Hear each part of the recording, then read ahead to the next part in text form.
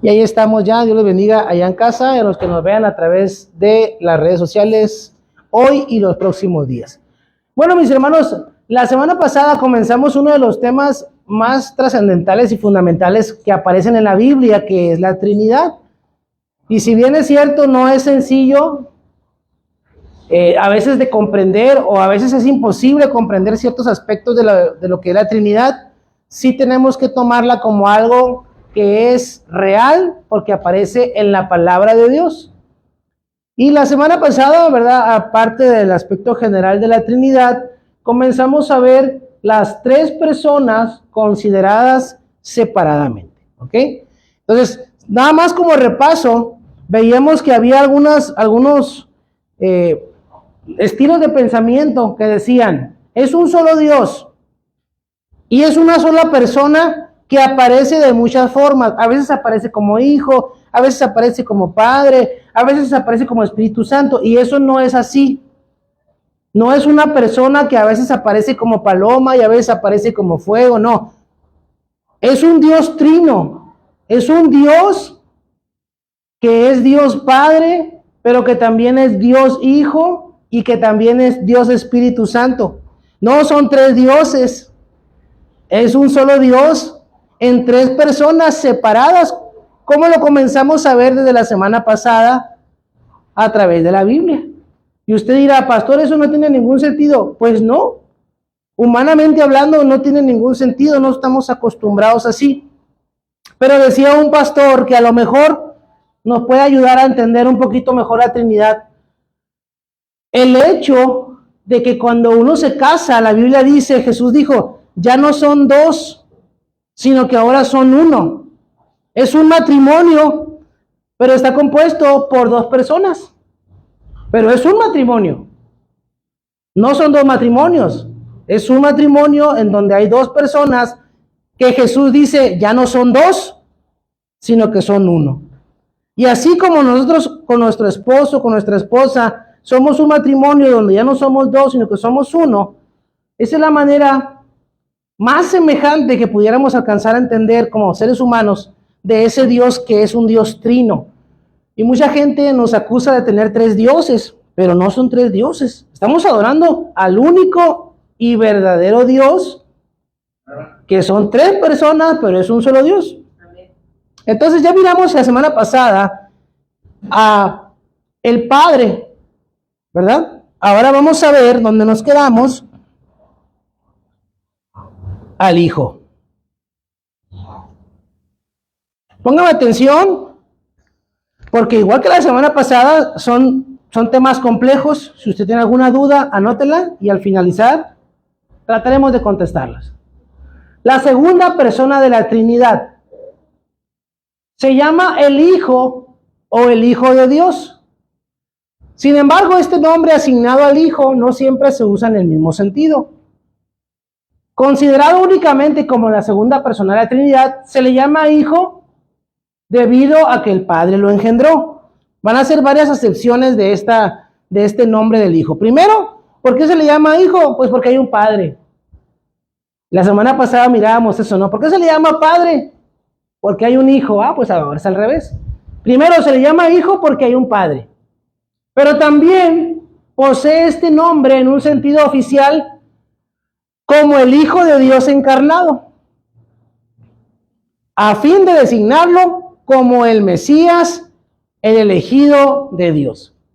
Y si quiere vamos a leer un versículo.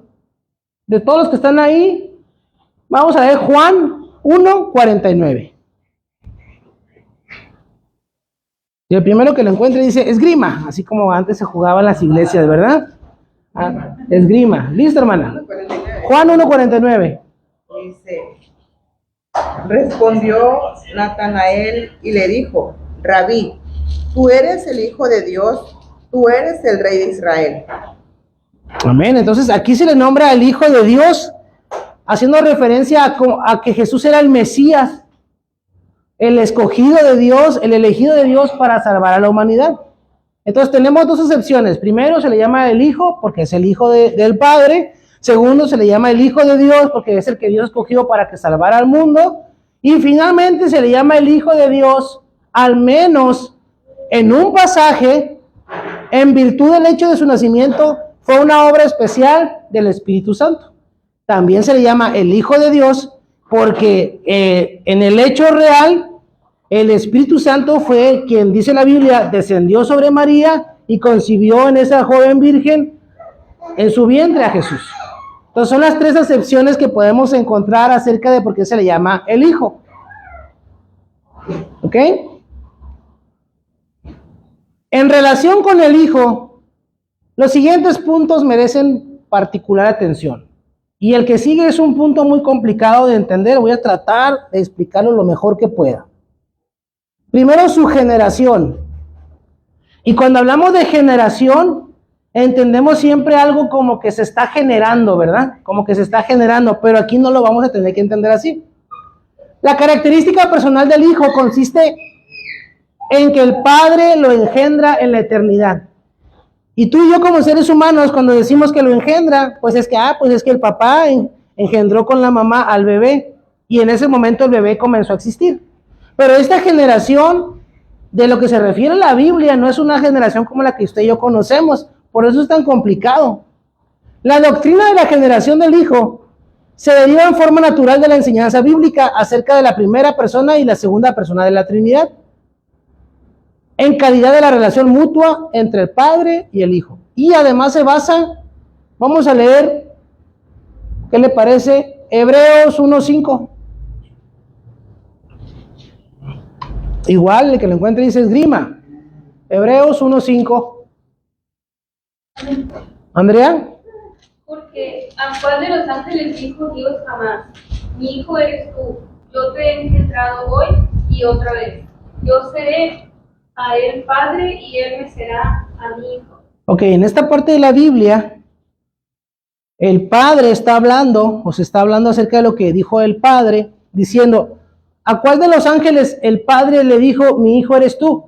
Porque hay muchas personas que creen que Jesús es un ser creado por el Padre, que es un ángel o un arcángel o un querubín que tiene un lugar especial, pero no. Porque lo que acaba de leer Andrea nos dice, ¿a cuál de los ángeles le dijo Dios, mi hijo eres tú?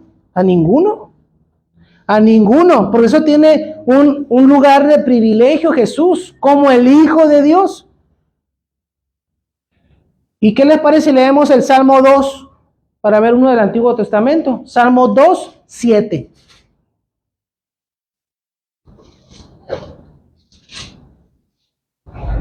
Salmo 2:7.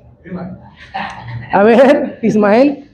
Yo publicaré el decreto. Jehová me ha dicho, mi hijo eres tú, yo te engendré hoy. Ok, aquí vemos otro texto desde el Antiguo Testamento donde el Padre le habla al Hijo y le dice, yo te engendré hoy. Y como le repito, no es que lo engendró y que Jesús en algún momento comenzó a existir y que a partir de ese momento y antes de ese momento no existía. No se refiere a eso. Por eso es tan complicada a veces la doctrina de la Trinidad. Fíjese lo que viene con el autor.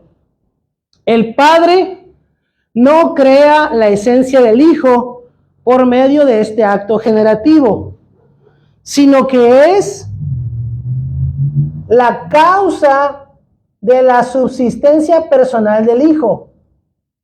Un segundo modo de existencia en el ser divino. Escuche, esta generación del Hijo no ha de ser vista como un acto consumado en el pasado, sino como un acto necesario y por eso eterno el Padre. Es un acto eterno de Dios, un acto siempre continuo y sin embargo un acto siempre consumado. El momento de la generación de Jesús es el siempre. El Padre siempre está engendrando al Hijo desde la eternidad. No es que ya pasó, pero sí, ya se consumó porque Jesús ya existe. Pero Jesús siempre ha existido con el Padre. Qué padre, ¿no? Sí, yo lo leí varias veces, me acuerdo, porque no lo entendía. Mi cabeza no me daba para tanto. Pero al final comprendí eso. Que a lo que se refiere con eso de generación es que el Padre existe junto con el Hijo. Y el Hijo existe a causa de que está el Padre. Es algo que se comparten desde la eternidad y es mutuo. Es un acto siempre continuo, siempre latente, No es que un día el padre va a morir o va a desaparecer y va a quedar el hijo, no, es imposible. Pero sí es un acto siempre consumado, siempre está ahí. Entonces, esto es parte de los misterios que la Biblia nos enseña. Porque si no, no dijeran esos varios versículos que ustedes mismos leyeron, yo te engendré o yo te he engendrado. Es interesante, ¿verdad? Cómo a veces leemos la Biblia y no nos damos cuenta de los misterios que están ahí. Y mi hijo me preguntaba, papá, ¿algún día vamos a saber de tal cosa? Le digo, ¿quién sabe? No lo sé, a lo mejor nuestra cabeza nunca nos va a dar para tanto, ni en la eternidad, porque al final de cuentas Dios es inmesurable. La divinidad del Hijo, este es otro punto muy importante, mis hermanos, que no lo podemos pasar por alto dentro del orden de la Trinidad. Por esto, la divinidad del Hijo fue negada por varias sectas en la iglesia cristiana primitiva, por una multitud de teólogos liberales durante el siglo XVIII y XIX, por los unitarios, por los auténticos modernistas y humanistas del siglo XX. Y yo le puedo decir que hoy niegan que Jesús sea Dios los testigos de Jehová, la iglesia apostólica, los apostólicos, sí, la iglesia apostólica de la fe, los judaizantes cristianos que se creen cristianos pero no creen que Jesús sea Dios. Todas estas personas actualmente, el día de hoy, siguen diciendo que Jesús es el Mesías, que Jesús es el Salvador, pero que no, ¿cómo va a ser Dios?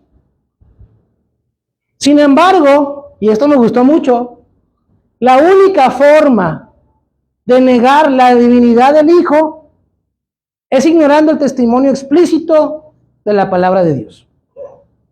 La única forma en que alguien puede decir Jesús no es Dios es que agarre la Biblia y la tire. Y que diga, yo no quiero saber nada de lo que dice ahí. Porque explícitamente en la Biblia vamos a encontrar pasajes y los vamos a leer ahorita, donde usted se va a dar cuenta que puede usted argumentar si es necesario, o usted mismo fundamentar su fe en que Jesús es Dios. Juan 1:1, es hasta de memoria, ¿verdad? En el principio era el Verbo, y el Verbo era con Dios, y el Verbo era Dios. Y en este pasaje de Juan 1:1, Juan escribe de Jesús hablando del Verbo. Cuando escuche la palabra Verbo en este pasaje está hablando de Jesús expresamente. Pero vamos a leer otro. Juan 20:28. Hermana Reina, Andrea, Romanos 9:5. Hermano Jesús, Filipenses 2:6. Hermano Jorge, Tito 2:13. Y así los leemos todos, para que queden ahí grabados, para que, esperando en Dios que alguno de estas sectas lo lean y lo escuchen y entiendan que Jesús es Dios. ¿Ok? Vámonos desde arriba entonces. ¿Quién tiene Juan 20:28? 20:28. Hermana Reina, ¿qué dice? Entonces Tomás respondió y le dijo, Señor mío y Dios mío. Tomás vio a Jesús y ¿qué le dijo? Señor mío y Dios mío. ¿Por qué? Porque lo miró resucitado. Y Jesús le dijo, ay, Tomás, Tomás. Pero declaró que Jesús era Dios. ¿Y luego quién tiene Romanos 9:5? Hermana Andrea. ¿De quién son los patriarcas? Y de los cuales, según la carne, vino Cristo, el cual es Dios sobre todas las cosas, bendito por los siglos. Amén. Amén, así o más claro, ¿verdad? Vino Cristo, el cual es Dios. Entonces, por eso dice el autor que la única forma en que alguien pueda negar a Jesús es ignorando la palabra de Dios. O sea, no, ¿qué dice Romanos? No, que Cristo es Dios. Ah, pero yo no quiero saber eso. Entonces, esa es la única manera.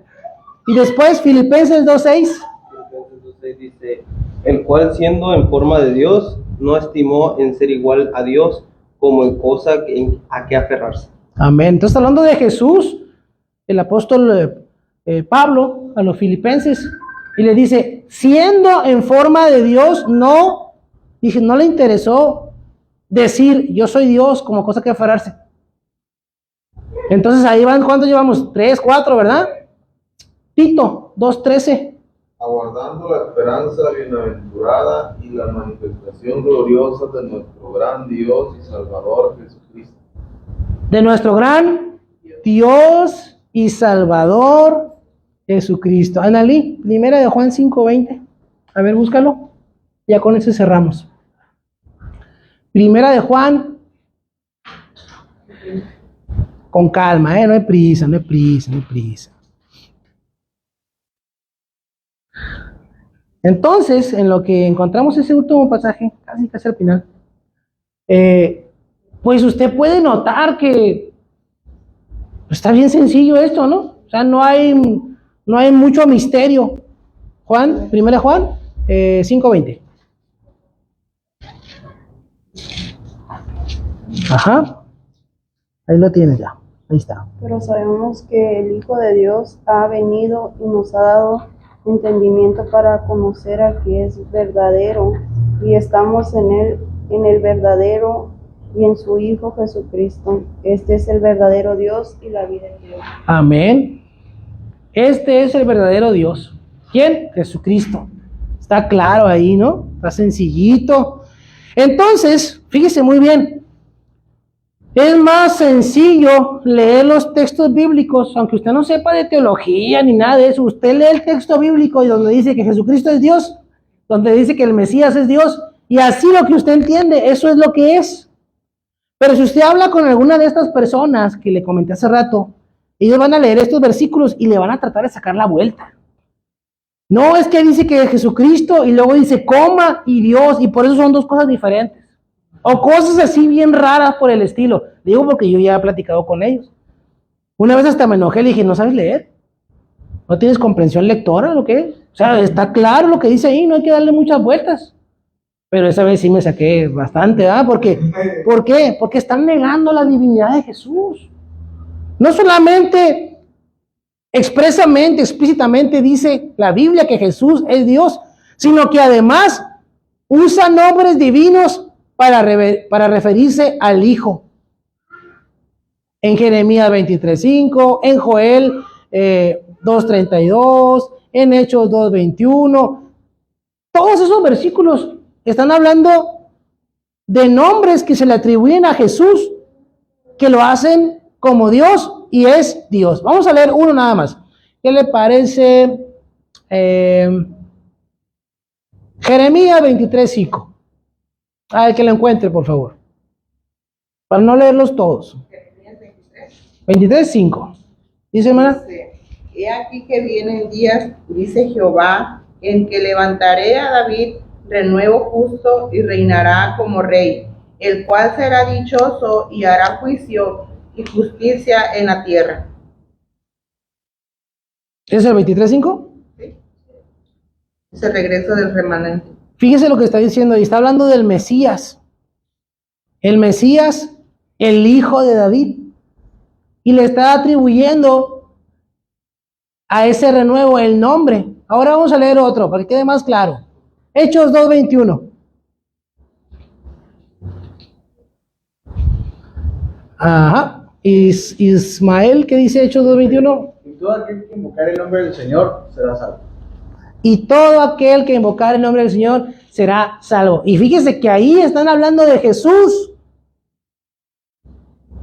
Y le están atribuyendo eso, de que si invocamos el nombre de Jesús seremos salvos.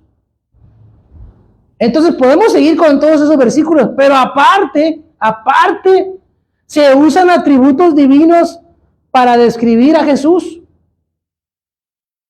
Vamos a leer Mateo 18:20.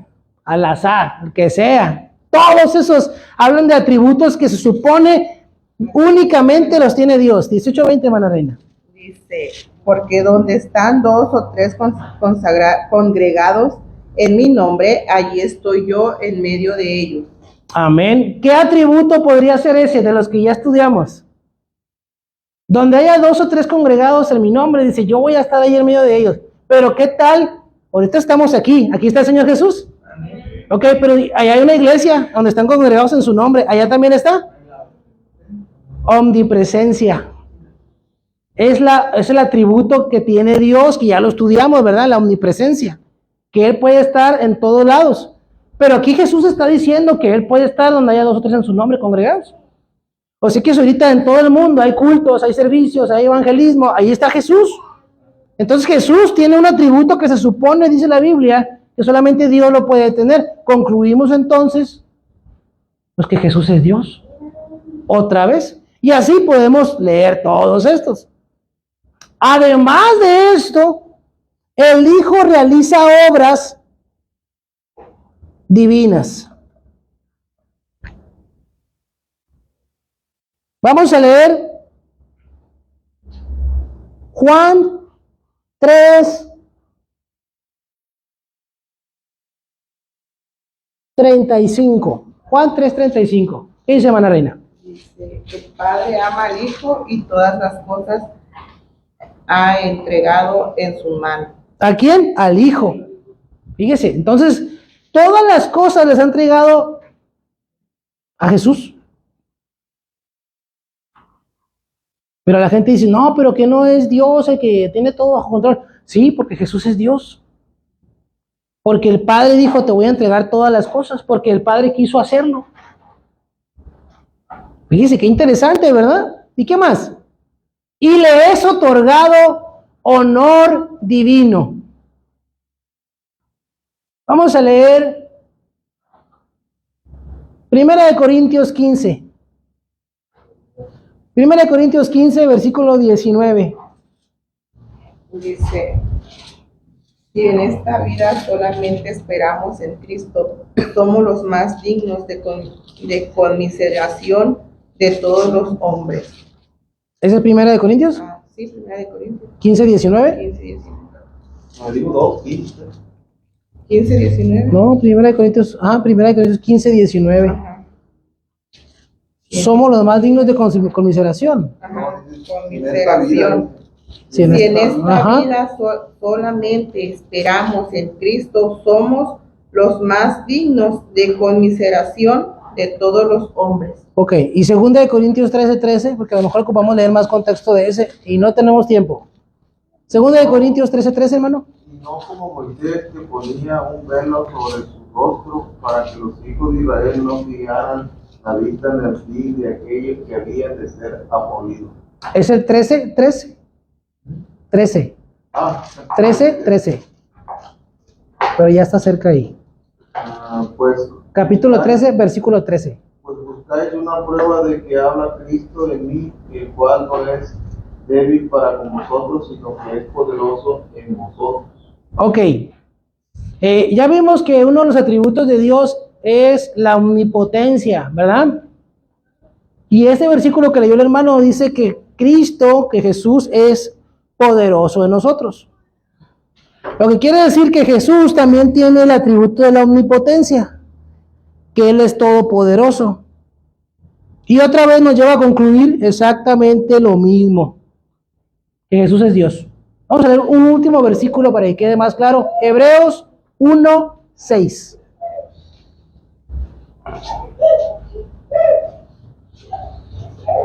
Hebreos 1:6.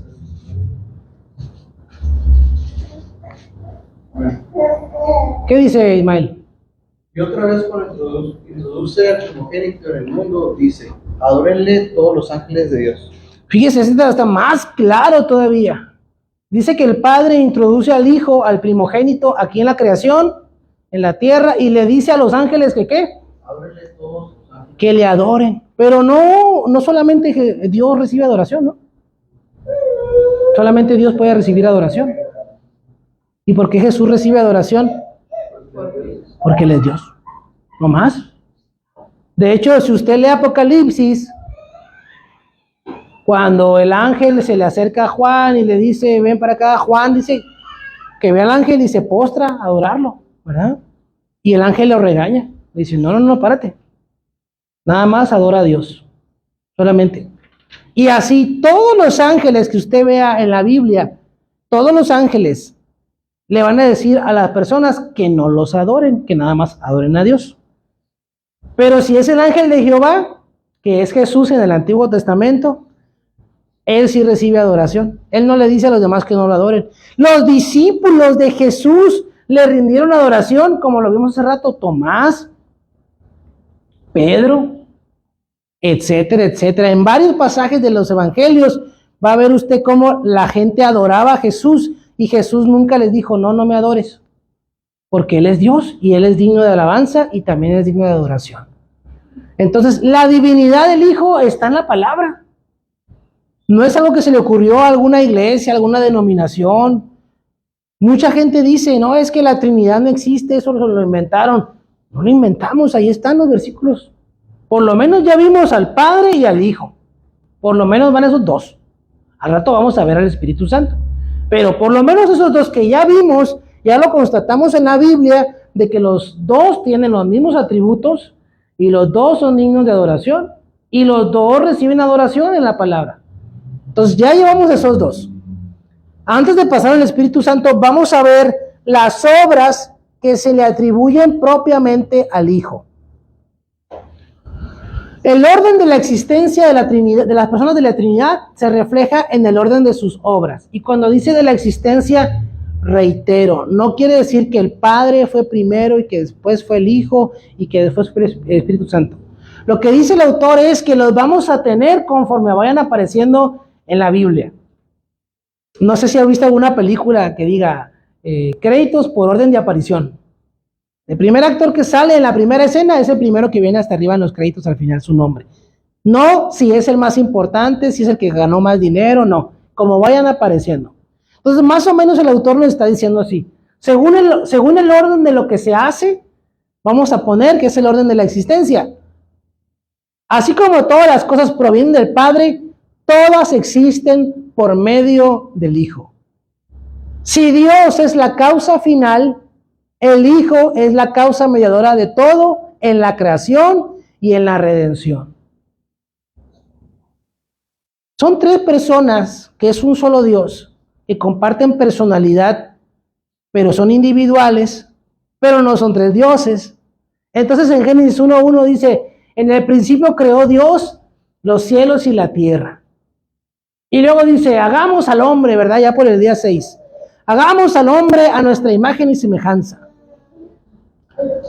Si Dios es la causa, Jesús es el que hace que las cosas subsistan. Son creadas y mantenidas por Él.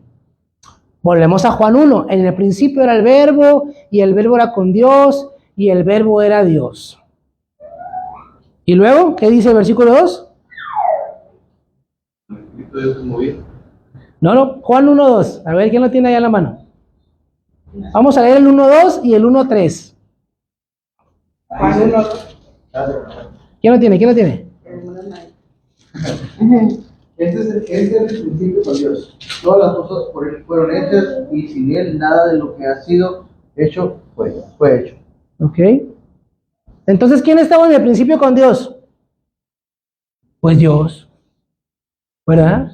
Estaba Dios Padre, estaba Dios Hijo. Dice, en el principio era el Verbo y el Verbo era con Dios y el Verbo era Dios. Este estaba en el principio con Dios. Y luego versículo 3. Y por medio de Él, todas las cosas fueron hechas. Y sin Él, nada de lo que es hecho fue hecho. ¿De quién estaba hablando Juan? Estaba hablando del Verbo de Dios. El Verbo es la palabra, mis hermanos. Usted sabe lo que es un verbo, ¿verdad? Una acción. Entonces, Juan se refiere a Jesús como la acción de Dios.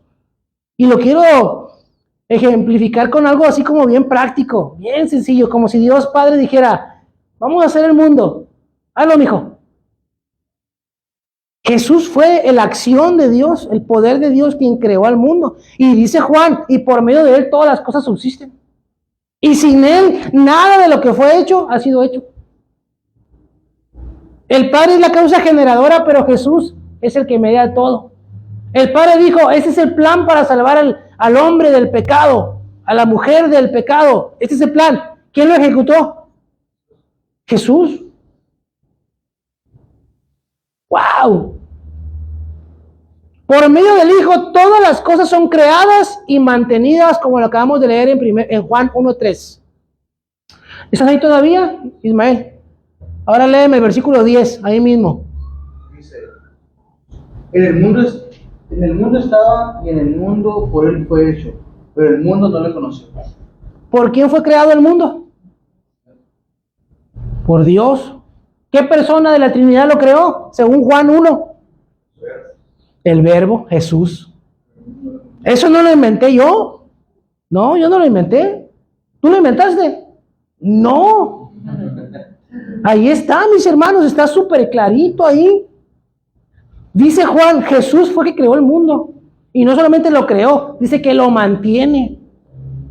Fíjese muy bien lo que le voy a decir. Hace siglos la gente pensaba que el planeta Tierra era el centro del universo. ¿Sí sabía eso, verdad? Sí. Que todos los planetas y los soles y todo daban vueltas alrededor de la Tierra. Y pues no, grave error, no era así. La Tierra es uno de los miles de millones de planetas que existen. Pero es algo bien curioso porque la Luna, según la gravedad de la Tierra, hace que la Luna le dé vueltas, ¿verdad? Es una especie de magnetismo, dicen los que saben. Un magnetismo de la Tierra hace que la Luna le dé vueltas. Pero la misma Tierra le da vueltas al Sol por un magnetismo más poderoso que tiene el Sol. Y la Tierra le da vueltas al Sol.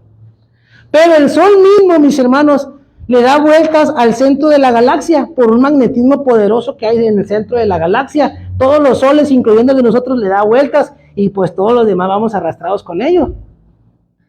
Pero dicen los que saben, los científicos, ¿verdad?, que nuestra galaxia con todas las demás galaxias también está dando vueltas al universo. Pero en el centro del universo, que los científicos han podido ver, hasta donde han podido ver, pues resulta que no hay nada. Ni siquiera apúntelo cuando llegue a su casa, búsquelo en el internet. Dicen que no hay nada ahí en el centro del universo que puedan ver. Que es una fuerza, ¿cómo leí que decía? Que no se pueden explicar. No se pueden explicar a qué le está dando vueltas el universo, pero debe ser algo, dicen ellos, de una masa tan poderosa que pueda hacer que todo el universo esté girando. Lo único que dicen es que hay mucha oscuridad ahí. No han podido ver nada, está todo muy oscuro. Y cuando yo leía eso, me acordé de un versículo en la Biblia que dice que el Señor mora en la oscuridad. Así dice. Creo que lo dijo Salomón. No me crea, pero el texto está ahí. Al rato siquiera le digo qué cita es. Entonces, cuando yo leía que el universo gira en torno de una fuerza oscura que está ahí en el centro, pero que nadie sabe qué es porque no lo han visto, yo dije, me acordé del versículo que dice Juan, que por medio de él subsisten todas las cosas. Y no es que Dios le guste la oscuridad, sino que él está ahí, que nadie lo vea, ¿verdad? Porque luego van a decir, allá está Dios, y así no funciona. Él es la luz que ha venido a este mundo para alumbrar a todo ser humano. De una manera más particular, el Hijo lleva a cabo la obra de la redención por medio de su encarnación, sufrimiento y muerte. Entonces el plan del Padre, el Hijo lo ejecuta. ¿Ok? Vamos a ver si alcanzamos a ver un poquito del Espíritu Santo. Ya vimos al Padre y al Hijo, ahora vamos a ver al Espíritu Santo.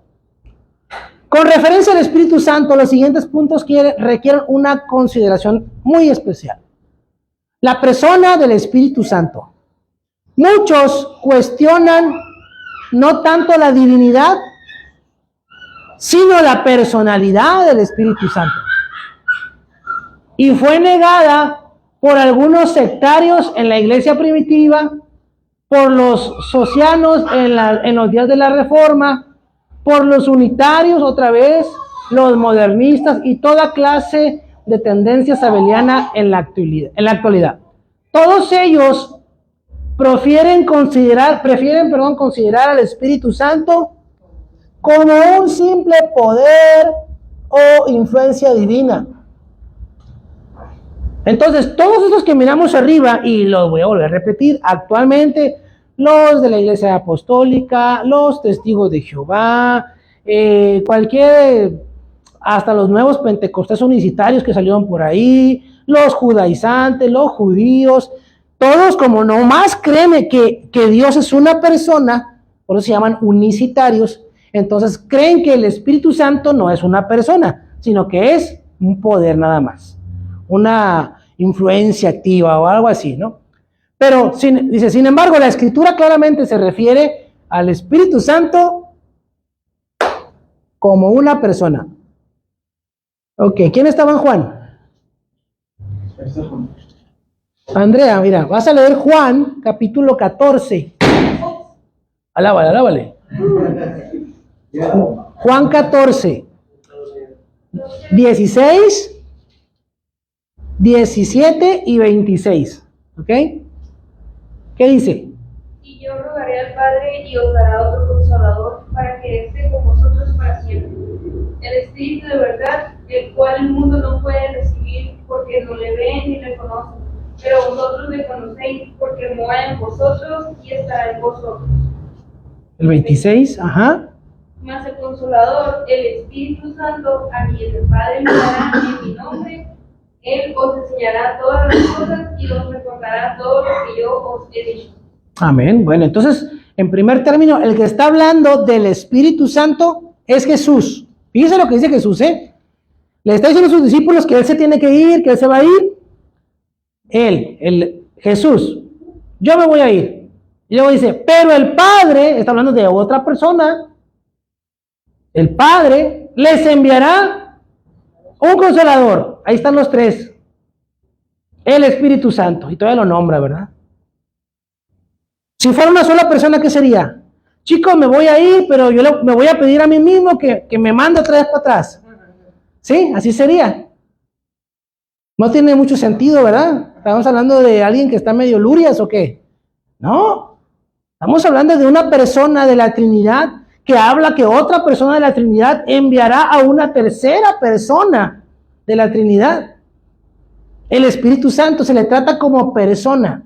Y no solamente eso, le son atribuidas características personales como la inteligencia. Por ejemplo, lo que acaba de leer Andrea en Juan 14, 26. El Consolador, el Espíritu Santo, les enseñará. ¿Cómo le va a enseñar? Si no tiene inteligencia, si no es una persona inteligente. No, dice que Él les enseñará.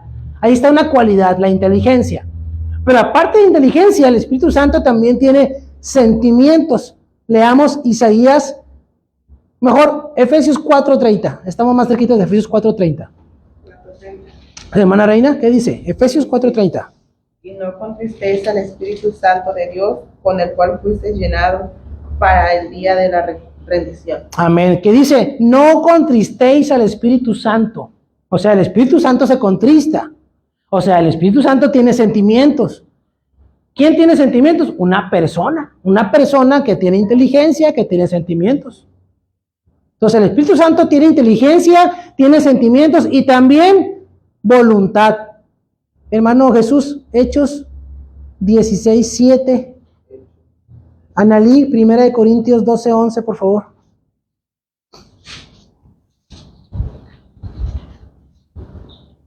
Gloria a Dios. Amén. ¿Qué dice? Y cuando llegues a Misia, Ajá. intentaron ir a A Bitinia Bitinia, pero el Espíritu no no se los permitió. no permitió. Fíjese lo que dice el apóstol Pablo en Lucas, a escribir los viajes misioneros de Pablo. Dice, ellos iban en una ciudad, estaban en Misinia y luego pasaron por Bitinia y querían llegar, pero el Espíritu Santo no se los permitió. O sea que por la voluntad del Espíritu Santo, y así podemos encontrar varios versículos donde el apóstol Pablo dice, yo quería ir a predicar a tal lugar y el Espíritu Santo me dijo que no. Y usted diría, ay, pero que no es el mandato de Jesús que vayamos y prediquemos a todos lados. Sí, es el mandato de Jesús, pero el Espíritu Santo sabe cuándo, sabe cómo, sabe quién, porque a lo mejor no te manda a ti, pero te manda a ti. Él sabe dónde, es a la voluntad del Espíritu Santo. O sea, una persona que tiene inteligencia, que tiene sentimientos y que tiene voluntad. ¿Es una persona o es una fuerza o es un poder? ¿No? Es una persona. Además realiza actos propios de la personalidad, como hablar, buscar, testificar, mandar, revelar. El Espíritu Santo se esfuerza y me encanta, intercede, porque dice la Biblia que Él intercede por nosotros. Digo, ¿es una persona o no es una persona? Porque es lo que dice el autor, que muchos no dicen que no sea Dios, sino que dicen, es el poder de Dios, nada más, no es una persona. Pero lo que acabamos de ver a través de la Biblia, de la Escritura que usted me ayudó a leer, es que el Espíritu Santo tiene inteligencia, tiene sentimientos, tiene voluntad, se expresa. Finalmente, existen pasajes en que el Espíritu Santo se distingue del propio poder del Espíritu Santo. Para aquellos que dicen que no, que el Espíritu Santo no es una persona, es un poder que Dios manda, no, porque en estos pasajes que vamos a leer, habla del Espíritu Santo y de su poder aparte. ¿Qué le parece si leemos? Hechos 10:38.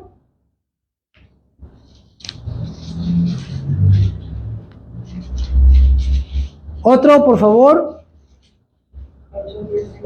Ajá. Andrea, Romanos 15:13. Hermano Jorge, 1 Corintios 2:4. ¿Qué dice, hermana Reina? Dice, como Dios ungió con el Espíritu Santo y con poder a Jesús de Nazaret, y como éste anduvo haciendo bienes y sanando a todos los oprimidos por el diablo, porque Dios estaba con él. Fíjese lo que dice ahí, ¿eh? Como Dios ungió con poder a Jesús y con su Espíritu Santo. Si el Espíritu Santo es el poder de Dios, ¿para qué hacer esa diferencia, verdad? Hubiera dicho, pues Dios ungió con poder a Jesús, o Dios ungió con el Espíritu Santo a Jesús, pero no, específicamente dice que lo ungió con poder y con el Espíritu Santo. ¿Ok? Diferencia al Espíritu Santo del propio poder de Dios. Y Romanos 15:13. Y el Dios de esperanza os llene de todo gozo y paz en él creer, para que abundéis en esperanza por el poder del Espíritu Santo. Por el poder del Espíritu Santo, ¿ok? Está distinguiendo al Espíritu Santo del poder de Dios o del poder del Espíritu Santo. Son dos cosas diferentes, ¿verdad? No es lo mismo decir el poder de Dios que el poder del Espíritu Santo. Y hablando de Dios como Padre. Y el último, hermano Jorge, 1 Corintios 2:4. Y ni mi palabra ni mi predicación fue con palabras persuadidas de humana Sabiduría. sino con demostración del Espíritu y de poder. Amén. Otra vez hace una distinción el apóstol Pablo del poder y del Espíritu Santo. ¿Ok? Entonces, como queda claro, el Espíritu Santo no solamente es el poder de Dios, o no es únicamente un poder ahí sin voluntad ni ambiguo, sino que es Dios mismo también, una persona más. Y esto, déjeme ver si lo alcanzamos a mirar. ¿Qué tanto es? No, sí nos queda bastante. Mejor lo dejamos para la próxima semana, para ver con calma, porque no tenemos prisa, la relación del Espíritu Santo con otras personas de la Trinidad. Allá en casita, Dios me les bendiga.